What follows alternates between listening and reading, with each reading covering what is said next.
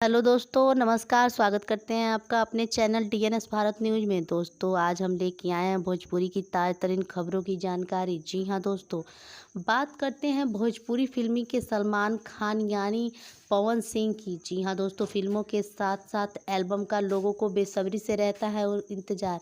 हाल ही में आई उनकी एक एल्बम ले लो पुदीना इन दिनों दर्शकों की ज़बान पर चढ़ा हुआ है।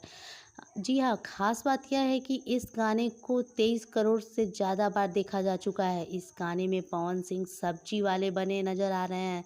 दरअसल पवन सिंह एक दोस्त से कहते हैं कि उनका उनकी गर्लफ्रेंड से मिलने का मन कर रहा है, लेकिन लॉकडाउन की वजह से वो नहीं मिल पा रहे हैं। जिसके बाद वह अपने दोस्त के साथ पुदीना बेचने के बहाने गर्लफ्रेंड की गली में जाते हैं।